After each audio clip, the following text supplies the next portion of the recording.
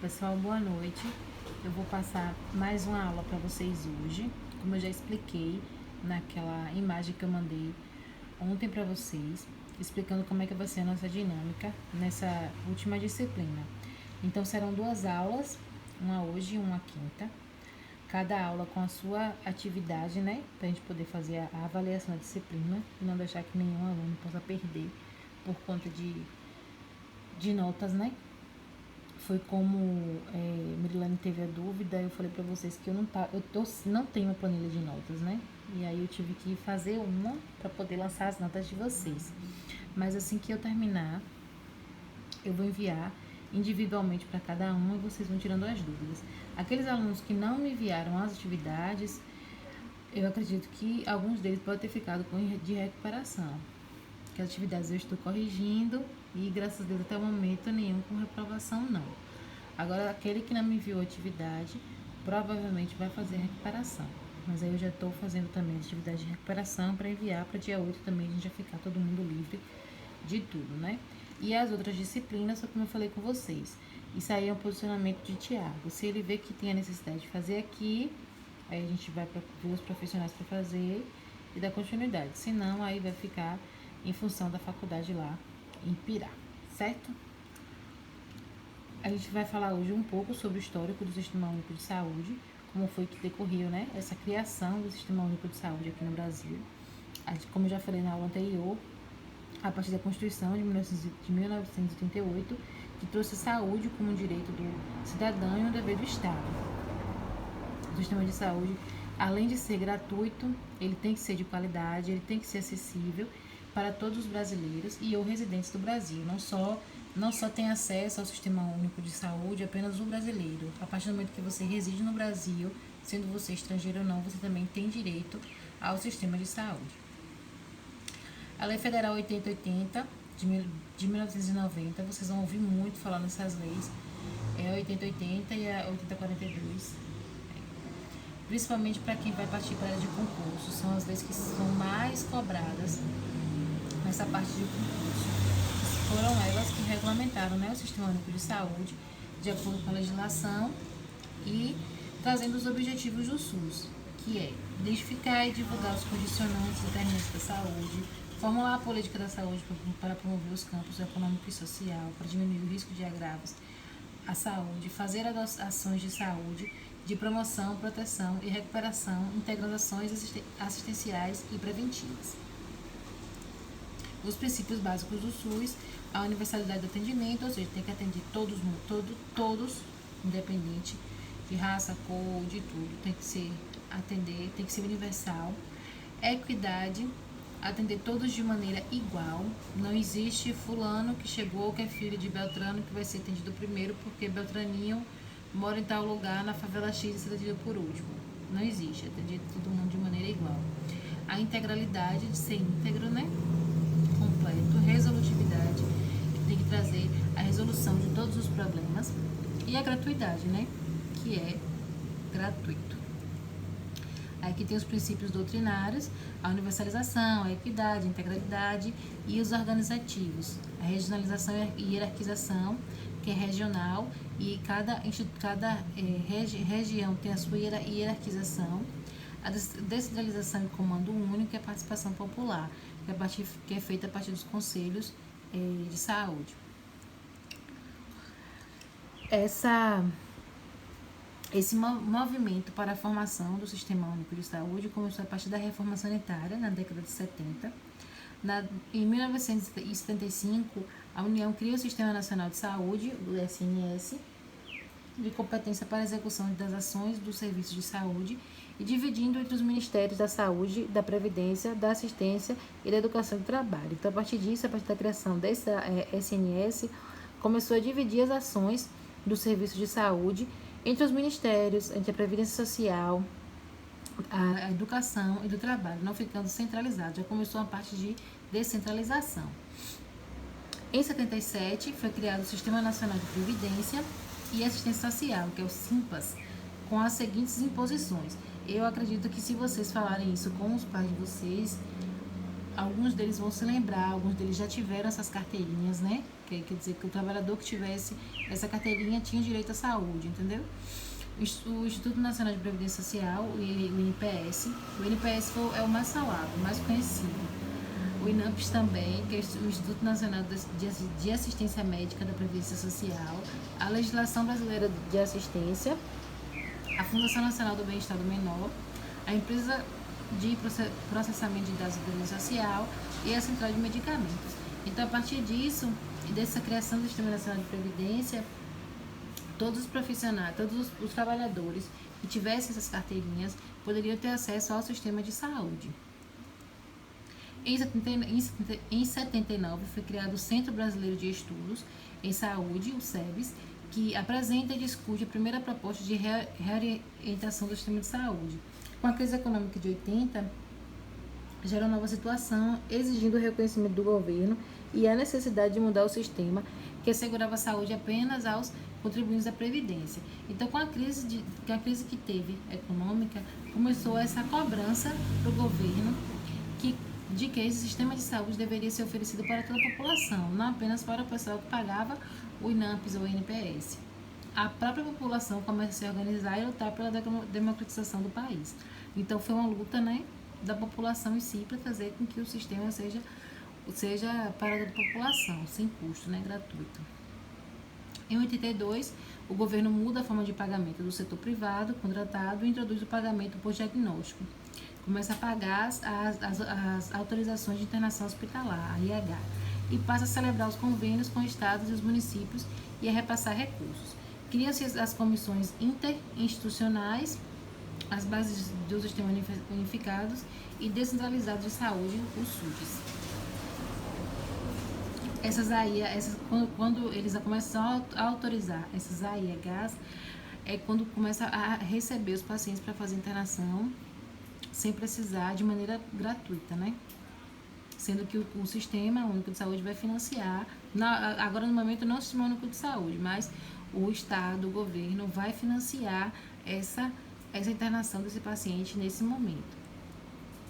Em 86, realizou-se a 8ª Conferência de Saúde Nacional, 8ª Conferência Nacional de Saúde, com a ampla participação, discutindo a situação de saúde no país e aprovando um relatório com recomendação de descentralização, participação popular e eficiência da gestão local. Em 88, o texto constitucional consagra a saúde como produto social e estabelece as bases legais dos municípios como responsáveis pela elaboração da política de saúde. A saúde é incluída no capítulo da Seguridade Social, que é o conjunto das ações de saúde, previdência social e assistência social, com financiamento comum, e para organizar o funcionamento do SUS são elaboradas e aprovadas as leis orgânicas de saúde a 8080 e a 8142 em 1990. Então, a partir disso, já foi instituído a criação do SUS e os aspectos conceituais. Atender a todos de acordo com as suas necessidades, independente de pagamento. Então, todo mundo que chegasse ia ser atendido e não teria que pagar nada, não teria que apresentar nenhum tipo de carteirinha, nada. Atuar de maneira integral, com as ações de saúde voltadas para os indivíduos e para a comunidade, com ações de promoção, prevenção e tratamento. Então, promover a saúde, eu vou prevenir a saúde, tratamento também de doenças, então, de uma maneira integral, é como um todo, não é apenas chegar aqui, atender o paciente, eu vou para o hospital, atendo o paciente dali vai embora, não tem mais nenhum tipo de ação, não. A partir do momento que o paciente sai do hospital, ele tem que ter continuidade na atenção básica e por aí vai. Ser descentralizado, com o poder de decisão pertencendo aos responsáveis pela execução das ações. Então, governo, estado, município. Ser racional, devendo ser organizado de maneira que sejam oferecidas ações e serviços de acordo com as necessidades da população, ser planejado para as suas populações. Então, quando falo em ser racional, o município, o estado, o governo entra nessa parte também de organizar a demanda de cada localidade. Então, se uma cidade grande, por exemplo, ela tem que ter um hospital de grande porte. Uma cidade pequena, um hospital já pode ser de pequeno porte. Ser eficiente e eficaz, produzindo resultados com qualidade. Ser democrático, assegurando o direito de participação de todos os segmentos envolvidos com o sistema. dirigentes institucionais, prestadores de serviços, trabalhadores de saúde e usuários dos serviços. Os Conselhos de Saúde Nacional, Estadual e Municipal, exercendo o controle social do SUS como critério de composição partidária, ou seja, participação igual entre os usuários e os demais com poder de decisão e não apenas consultivo. Eu não sei se vocês já ouviram falar sobre os conselhos de saúde. Cada município tem o seu conselho de saúde, cada estado tem o seu conselho de saúde, que eles se reúnem de 4 em 4, 2 em 2 anos, para discutir como é que está sendo a saúde na cidade, desenvolver ações que devem ser elaboradas durante o período de 4 anos no município, que deve ser cumprida. Por exemplo, criação de farmácias, ampliação de postos de saúde, contratação de mais médicos para hospitais, ampliação de alas hospitalares, por exemplo, às vezes eu falo, aí tem os membros, né, dos conselhos. Eu sendo membro do conselho local, aí tá faltando médico em algum lugar, eu posso ir lá no conselho e quando tiver minha reunião mensal e registrar minha aqui, de falar, eu não tô tendo médico, a gente tá sentindo dificuldade, a comunidade em si tá reclamando por conta da ausência do médico, e a partir disso daí o conselho em si vai formalizar essa denúncia, por exemplo, né, e procurar resolubilidade. Isso também foi uma conquista, né, porque deixar o sistema assim muito solto, só para o governo, o Estado direcionar, fica muito assim, né, muito solto, e com a participação da população é mais fácil a gente estar participando, atuando e sabendo o que é que a gente tem direitos, os nossos deveres, e agir, participar ativamente dessa formalização, dessa formação dos conselhos e das decisões para cada município. Ser equânime, equidade, diferente de igualdade. Todas as pessoas têm direito ao atendimento de suas necessidades, mas as pessoas são diferentes, vivem em condições desiguais e com necessidades diversas. O princípio da equidade é o sistema que deve estar atento às desigualdades. Então, quando a gente fala ser equânime, atender a todos de maneira igual e visando a necessidade de cada um. Então, se chega eu no hospital, uma pessoa normal, e chega uma pessoa deficiente, se a gente for agir de maneira com equidade, a gente vai atender primeiramente a pessoa com deficiência para depois realizar o meu atendimento. Os objetivos dos profissionais de saúde. Voltando aqui também falando essa parte de equidade, fala-se também muito em relação ao social, de quem tem mais e quem tem menos. Por exemplo, uma pessoa que é assalariada, se for comparar com a pessoa que não é assalariada, tem que agir de maneira equidade, né? Da equidade. Da mesma forma de todo mundo trabalha numa empresa, todo mundo tem os mesmos direitos, deveres e a equidade. Às vezes um consegue fazer uma coisa, um consegue tirar mais folga que o outro, um consegue ter uma carga horária menor que o outro, recebendo de maneira igual, entendeu? Então, assim, essa é a parte do histórico que eu trouxe para vocês, de maneira simples, para vocês conseguirem entender como foi formado esse SUS. O SUS, o nosso país, é um país privilegiado, porque é o único país no mundo que tem um sistema tão eficaz, tão completo. Se vocês forem fazer uma pesquisa mais ampla, porque assim, não tem no módulo de vocês também, não está na ementa do curso, para falar sobre o sistema de saúde nos outros países. Mas quem tiver curiosidade depois pode estar pesquisando sobre isso, para saber como é que é o Sistema Único de Saúde na Inglaterra, nos Estados Unidos. Não é público. O pessoal sofre bastante, às vezes, para ter direito à saúde. E aqui nós temos, né, de graça, gratuito. Agora, com essa pandemia, eu acredito que as pessoas puderam ter um olhar mais abrangente sobre o sistema de saúde que nós temos no nosso país. Tanto que teve até uma reportagem falando que o Bolsonaro queria privatizar, né? Privatizando o SUS, a gente está daquele jeito. Mas eu acredito que o pessoal não deva deixar. Já pensou privatizar a unidade básica de saúde? Se você precisar tomar uma vacina, você tem que pagar. Então a gente também precisa ficar atento a isso daí. Tá bom? Então é uma maneira simples para vocês conseguirem entender como foi que aconteceu a formação do Sistema Único de Saúde. Eu vou passar para os outros assuntos que tem nas apostilas de vocês no início do curso. E qualquer dúvida sobre qualquer determinado assunto, pode perguntar para mim depois, viu? Aí no final tem atividade. Os objetivos dos profissionais de saúde. A promoção da saúde, todos nós, como profissionais de saúde, temos que estar ali para promover a saúde, a manutenção da saúde, a recuperação da pessoa doente, a prevenção da extensão da sequela de uma doença. Por exemplo, o paciente com úlcera, a gente tem que prevenir para que aquela úlcera não aumente, né? A prevenção de complicações da doença ou seu tratamento médico. Então, o paciente tomando medicamento, está fazendo algum tratamento, a gente tem que prevenir que aquilo não venha se complicar. A prevenção de dependência nociva, evitável, como consequência de doenças e o tratamento médico. A prevenção da morte, como consequência evitável de doenças, lesões e tratamento médico. Prevenção de sofrimento evitável perante doenças incuráveis ou irreversíveis, no caso de paciente com câncer. Os direitos do paciente, está na apostila de vocês também. São 30 e poucos direitos. Eu vou estar dando uma lida para vocês de maneira breve e rápida, porque eu sei que às vezes vocês não podem ter o acesso à apostila e não podem ir lá ler, né? Aí eu vou ler para vocês, dizer para vocês terem esse conhecimento. O paciente tem direito a atendimento humano, atencioso e respeitoso por parte de todos os profissionais de saúde. Tem direito a um local digno e adequado para seu atendimento. O paciente tem direito a ser identificado pelo nome e sobrenome. Não deve ser chamado pelo nome da doença ou agrava a saúde, ou ainda de forma genérica, ou quaisquer outras formas impróprias e desrespeitosas. Falar, o paciente da dengue, o paciente do Covid, o paciente do AVC, o paciente do derrame. Não, é seu José, senhora Maria, dona Blandina, usar sempre pelo nome. E você percebe a diferença do cuidado, o atendimento humanizado, né? Quando você chega ao paciente, você fala o nome dele, o paciente olha para você e fala, nossa, lembrou de mim, né? Então, vocês vão sentir isso quando vocês estiverem na prática.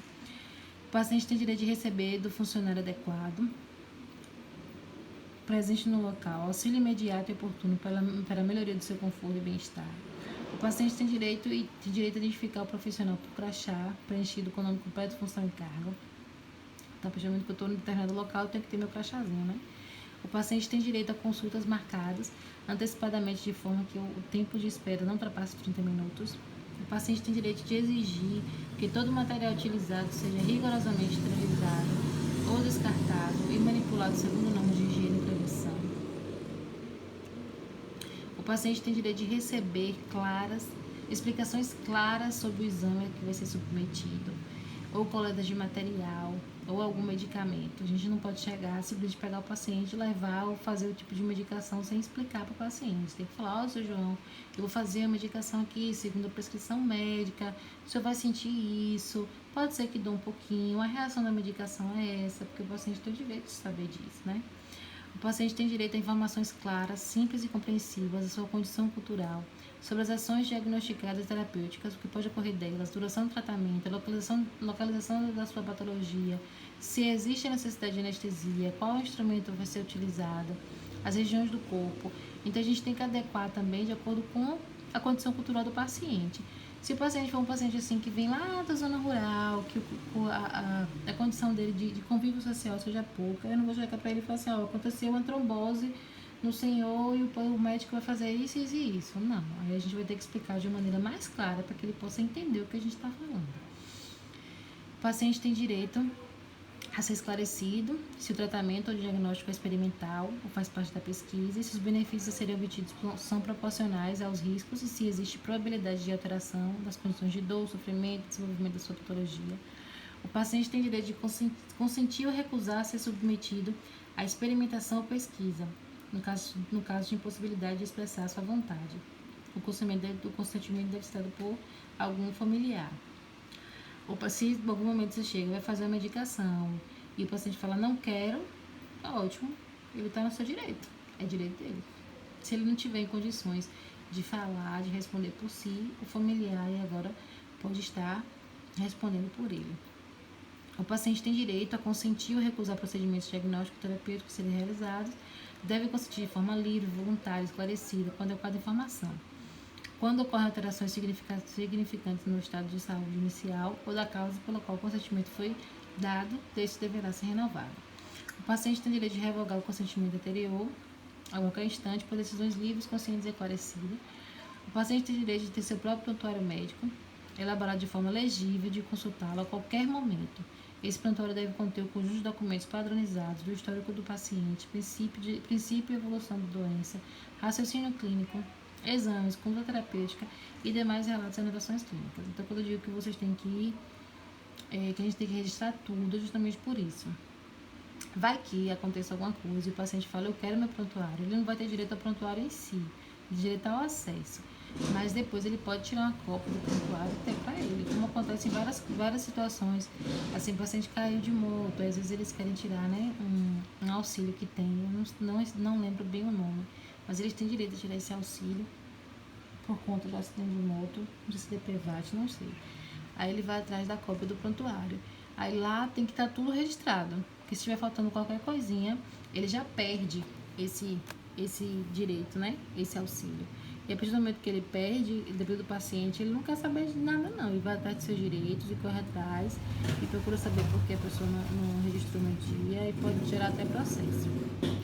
O paciente tem direito a ter seu diagnóstico e tratamento por escrito, identificado com o nome do profissional de saúde e seu registro no respectivo conselho profissional de forma clara e legível. Então, é questão da importância de ter, além da evolução, o carimbo, né, do profissional. O paciente tem direito de receber medicações e equipamentos de alto custo que mantêm a vida e saúde. O paciente tem direito de receber os medicamentos acompanhados de bula impressa, de forma compreensível e clara, com data de fabricação e data de validade. O paciente tem direito de receber as receitas com o nome genérico do medicamento, não em código, datilografado, com caligrafia perfeitamente legível e com assinatura e carimbo, com todo o registro do conselho. O paciente tem direito de conhecer procedência e verificar antes de receber sangue e hemoderivados. O paciente tem direito, no caso de estar inconsciente, de ter anotado em seu prontuário medicações, sangue e hemoderivados com dados de origem, o tipo, prazo e validade. O paciente tem direito de saber com segurança e antecipadamente, através de testes ou exames, que não é diabético, portador de algum tipo de anemia ou alérgico a determinados medicamentos, antes de ser administrado qualquer coisa. O paciente tem direito à sua segurança e integridade física nos estabelecimentos de saúde público e privado. Então, a partir do momento que ele está dentro da unidade, ele tem o direito à sua segurança e integridade física. Por isso, quando acontece alguma confusão em algum hospital, algum PSF, fulano bateu no ciclano dentro do posto do hospital, aí ele está infringindo uma lei, né? Um direito que o paciente tem da integridade física dele. O paciente tem direito de ter acesso às contas detalhadas referentes às despesas de seu tratamento, exame e medicação em caso de hospital particular. O paciente tem direito de não sofrer discriminação no serviço de saúde por conta de alguma patologia, HIV, Covid, doenças infecto-contagiosas. O paciente tem direito de ser resguardado de seus segredos através da manutenção do sigilo profissional, ou seja, a partir do momento que ele está ali dentro, que ele se entrega para você, que você fica assim, tudo que está acontecendo com ele, você não tem direito nenhum de sair dali falando, já até acontece com vocês, né? Então você tem que ouvir e depois fingir que não viu nada, esqueceu. O paciente tem direito a manter sua privacidade para satisfazer suas necessidades fisiológicas, inclusive alimentação, higiene. O paciente tem direito de acompanhante, se desejar, tanto nas consultas como nas internações. Aí depende do hospital, né? Como é que funciona essa parte de visitas, de como é que fica o acompanhante, a idade. Aí que vem, ó, em caso do parto, ela pode solicitar a presença do pai. O paciente tem direito de exigir que a maternidade, além dos profissionais comumente necessários, mantenha a presença de um neonatologista por ocasião de parto. O paciente tem direito de exigir que a maternidade realize o teste do pezinho para detectar a fenilcetonúria nos recém-nascidos. Você já faz no posto, né? Depois de 5 dias que tem o bebê. O paciente tem direito à indenização pecuniária no caso de qualquer complicação em suas condições de saúde motivada por imprudência profissional de saúde. Então, a partir do momento que o paciente está lá internado, o médico faz alguma coisa de errado, o enfermeiro faz alguma coisa de errado, ou o técnico de enfermagem faz alguma coisa de errado, a administração de medicamento errada, um diagnóstico errado, uma cirurgia no local que não era para ser feita. A partir disso daí, ele tem direito, né, à sua indenização. O paciente tem direito à assistência adequada, mesmo em períodos festivos, feriados ou durante greves profissionais, independente do dia, do horário, da hora, da data. O paciente está na unidade de saúde, no hospital, ele tem o direito à sua assistência. O paciente tem direito de receber ou recusar assistência moral, psicológica, social e religiosa. Em alguns hospitais tem, né, o apoio psicológico, que é o atendimento da equipe multidisciplinar. Então, se ele não quiser, tranquilo também. O paciente tem direito a uma morte digna e serena, podendo optar por ele próprio, desde que lúcido, a família responsável por local de acompanhamento e ainda se quer ou não o uso de tratamentos dolorosos e extraordinário para prolongar sua vida. Esse é o caso de pacientes que já têm, né, alguma doença, uma comorbidade letal, que tem a necessidade de fazer essa escolha.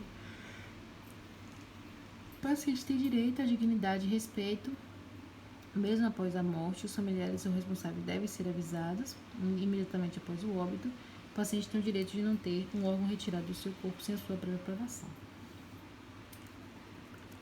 Então, assim, são direitos que os pacientes têm. A gente precisa estar ciente sobre todos eles, porque a partir do momento que... Tem paciente que nem sabe que tem direito a tudo isso, né? Algumas coisas aí, tem gente que nem sabe. Eu mesmo tenho algumas coisas que olha assim e fala assim, não, eu nem sabia disso. E eu acredito que vocês também. Então, tem paciente que não sabe, mas a gente não vai brincar com a sorte. A partir do momento que o paciente entrou na unidade, entrou no hospital, é responsabilidade nossa. E a gente tem que prestar assistência com qualidade e não deixar que venha a acontecer nada que ele possa estar exigindo os seus direitos, para não gerar uma dor de cabeça, um estresse. Então, eu sempre digo, o problema bom é aquele que a gente evita. Estando longe da gente, melhor ainda. Então, chegou, deu para você resolveu o problema, explicou direitinho, fez a medicação da maneira correta, cuidou dele da maneira certa, banho no leito, medicação, comida, tudo direitinho, o paciente foi embora satisfeito, ótimo, isso é tão bom, isso aí pra gente não tem nada melhor. Então, é como eu sempre digo, a gente está cuidando do amor de alguém, então o cuidado tem que ser feito da melhor maneira. Eu vou passar aqui só a atividade para vocês, que é um dos pontos mais importantes dessa aula. Eu quero que vocês façam um breve resumo. Não precisa ser um resumo longo, de 2 páginas, não. Para vocês lerem sobre a Lei 8080, a Lei 8142 e sobre a humanização em saúde, contextualizando com a enfermagem. Aí vocês leem esses 3 tópicos, faz um breve resumo sobre o que vocês entenderam, a partir da leitura de vocês, o que vocês entenderam. Eu pensei em enviar alguns artigos, só que eu deixei assim para vocês pesquisarem, porque fica assim de uma maneira mais, né, ampla. Aí vocês fazem essa atividade e mandem para mim, para poder estar corrigindo e estar lançando as notas de vocês. Tá certo? Então, nossa aula de hoje foi essa. Quinta-feira, mais um vídeo. E na próxima semana, os seminários, dando início aos seminários de vocês. Tá bom? Muito obrigado e boa noite. Qualquer dúvida, pode chamar.